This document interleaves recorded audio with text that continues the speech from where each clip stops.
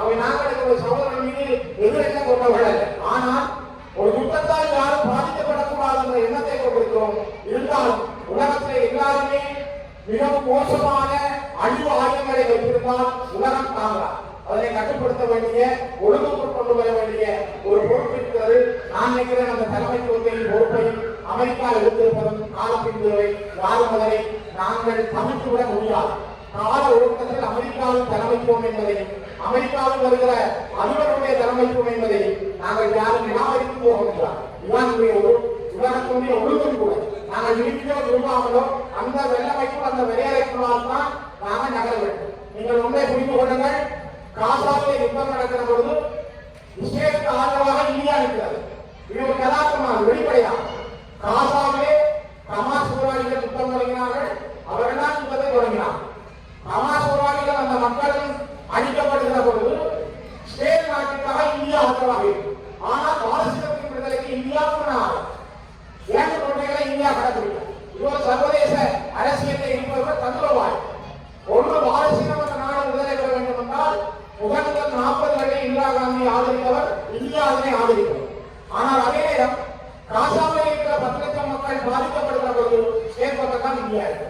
பல ஐரோப்பிய நாடுகள் அந்த தாக்குதல் நடத்திய சேர்ப்பதான் தான் இருக்கிறார்கள். உலகத்திலே இது ஒரு வெள்ளமை உள்ளதன் பக்கம் அல்லது எந்த இடத்திலே தங்களுடைய பொருள்களை மாற்றிக் கொண்டு செல்கின்றவர்களாக ஒழிப்பார். சிங்கப்பூர் இந்த உலகத்திலே யுத்தத்தை விரும்பாத, பொருளாதாரத்தை மட்டும் நம்பி இருக்கின்ற பக்கம் சாராத ஒரு நாடாக இருப்பதால் உலகத்திலே உயர்ந்த வல்லரசாக, பொருளாதார வல்லரசாக தன்னை அடையாளப்படுத்தியது. சுவிட்சர்லாந்து இன்னைக்கு உலகத்திலே ஒரு சமஷ்டி நாடு.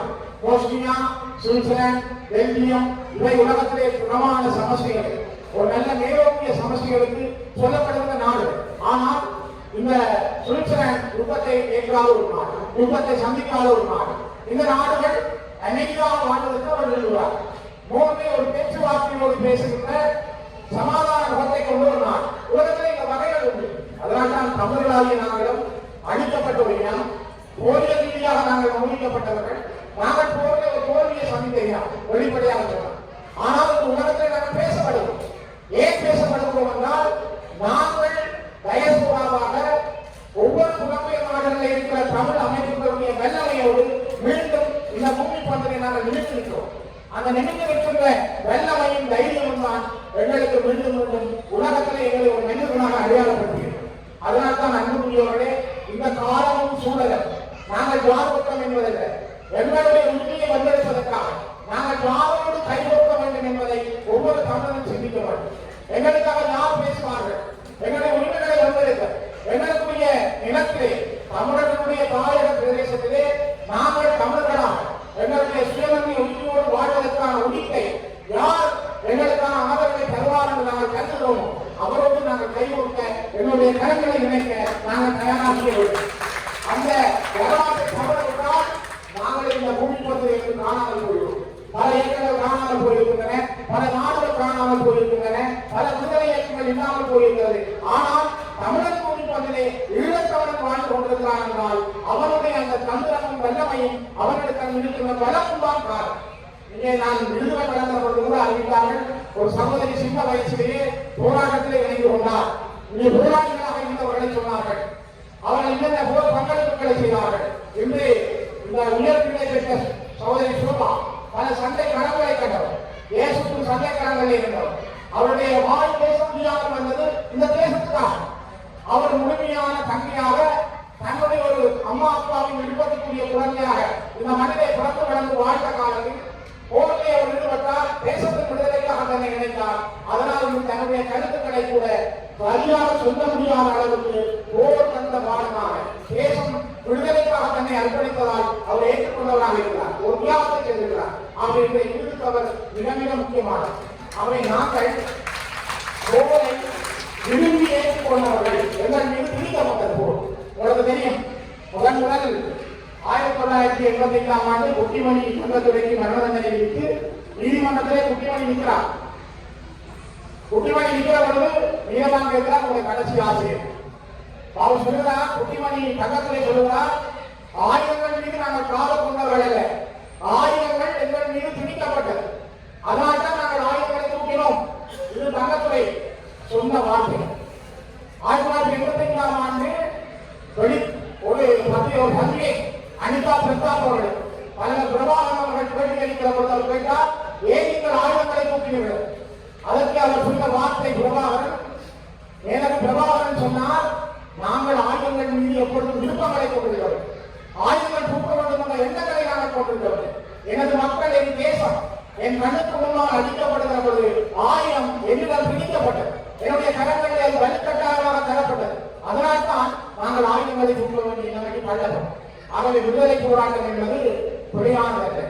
ஆயுத போராட்டத்தை எங்கள் மக்கள் ஏற்கிறார். நாங்கள் எந்த படைகளாக, கிராமிய படைகளாக விடுதலை புலிகளோடு இணைந்து பயிற்சிகளை பெற்றிருக்கிறோம், பல போர்களில் ஈடுபட்டிருந்தோம். இப்பொழுது சிலர் சொல்கிறார்கள், நான் புலிகளை ஏற்றுக்கொள்ளவில்லை, போராட்டத்தை ஏற்றுக்கொள்ளவில்லை, ஆனால் போராட்டத்தை சாப்பிடுபவர்கள் நான் உங்களை ஏற்றுக்கொள்வதை என்று கடன் வாங்குகிறார். நாங்கள் போராளிகளாக இருந்தோம், இந்த மண்ணில் நாங்கள் போராட்டத்தை ஏற்றுக்கொண்டிருந்தோம், நாங்கள் புலிகளாக இருந்தோம், நாங்கள் மக்களான விடுதலை புலிகள், புலிகளான மக்களாக இந்த மண்ணிலை வாழ்வோம். ஆகவே நாங்கள் தான் இந்த போராட்டத்தை நடத்தியோம். அந்த உரிமை எங்களுக்குரியது. நாங்கள் இந்த போராட்டத்தில் தவறு செல்ல முடியாது. அது ஸ்ரீதரனோ இன்னிருக்கின்ற யாருமே நாங்கள் ஆயுத போராட்டத்தை ஏற்றுக்கொள்கிறோம். ஆயுத போராட்டத்தினூடாக என்னுடைய இலக்கை அடைய முடியும் என்ற அதிகமான நம்பிக்கையை நாங்கள் கொண்டிருக்கிறோம். அது 2009 அமைக்கப்பட்ட பிற்பாடு நாங்கள் அந்த ஆயுத போராட்ட வளங்களை தள்ளி வைத்துவிட்டு அரசியல் ரீதியாக அந்த பயணத்தை செய்கிறோம். எப்படி ஒரு அயர்லாந்து போராட்டத்திலே சிப்பாய் இயக்கம் தன்னுடைய ஆயுத போராட்டத்தை விட்டு தான் அரசியல் ரீதியாக உலகத்திலே வந்ததோ, அதே போலதான் நாங்களும் இந்த மண்ணிலே என்னுடைய அரசியல் பயணம் ராஜேந்திர பயணம் என்பதிலும் நாங்கள் என்னுடைய கரங்களை பலப்படுத்தி அந்த பயணத்தை செய்வோம். ஆகவே இது ஒரு தேச விடுதலைக்கான பயணம், இது ஒரு கொள்கை சார்ந்த பயணம், என்னுடைய இனத்தினுடைய இருப்புக்கான பயணம். நாங்கள் இன்னும் எங்களுக்காக போராடிய இளைஞர்கள், போராளிகள் ஒவ்வொருவரையும் நாங்கள் மதிக்கிறோம். இறந்து போன மாவீரர்களை நாங்கள் நினைக்கிறோம் என்றால் இந்த இடம் வாழ்ந்து கொண்டிருக்கிறது என்பதற்கான காரணம். ஆகவேதான் இந்த காலமும் சூழலும் சரியா நியாயமான போராட்டத்தையும் போராட்டத்தினுடைய வலுக்களையும் ஆயுதப்படி போராட்டத்தையும் ஏற்றுக்கொண்டு இந்த மண்ணிலே வாழ்ந்தவர்கள் நாங்கள் என்ற அடிப்படை அதனை இப்பொழுதும் வெளிப்படையாக ஏற்றுக்கொண்டவர்கள் சொல்லுகின்ற ஒரு இனம் என்ற அடிப்படை எங்களுக்கு இருக்கின்ற உரிமைகளை, எங்களுக்கு இருக்கின்ற போராட்ட வல்லமைகளை, எங்களுக்கு இருக்கின்ற போராட்ட வழிகளை நாங்கள் பாதுகாக்க இருக்கிறோம். ஆனால் இவ்வளவு இருந்து கொண்டு செய்யக்கூடியவர்கள் இருக்கிறார்கள், துப்பாக்கி தூக்கக்கூடியவர்கள் இருக்கிறார்கள், இங்கே படை நடத்தக்கூடியவர்கள் இருக்கிறார்கள். இவ்வளவு இருந்து கூட 16 வருஷங்கள் நாங்கள் கொண்டு வைக்கவில்லை, துப்பாக்கிகளை தூக்கவில்லை. நாங்கள் இப்பொழுது சமாதானத்தை விரும்புகிறோம், அறவழியில் போராட விரும்புகிறோம், அரசியல் ரீதியாக போராட விரும்புகிறோம் என்பதை சர்வதேச சமூகத்துக்கு இப்பொழுது நாங்கள் சொல்கிறோம். நாங்கள் அதை தெளிவாக இருக்கிறோம் என்பதை சொல்கிறோம். ஆகவே எங்களுடைய நியாயமான தர்மம் சார்ந்த அறம் சார்ந்த இந்த போராட்டம் இன்னும் பெரும் காலங்கள் ஒரு நியாயத்தின் பக்கம், தர்மத்தின் பக்கம் எங்களுக்கான விடுதலையை பெற்றுத்தரும் அந்த நம்பிக்கையோடு இந்த நன்னாள் உங்களை கௌரவிப்பது மிக மிக மகத்துவமானது, புனிதமானது. அந்த புனிதமான நாளிலே உங்களோடு சேர்ந்து எங்களுடைய பயணங்களும் வெற்றி பெற ஒவ்வொரு அம்மாக்களும், ஒவ்வொரு சகோதரிகளும், ஒவ்வொரு பிள்ளைகளும் நீங்கள் ஆற்றிய ஒவ்வொரு பணிகளையும் இந்த இடத்திலே மனதிலே நினைத்து நாங்கள் தொடர்ந்து எங்களுடைய விடுதலை பயணத்தில் உரத்தோடு, பலத்தோடு, தைரியத்தோடு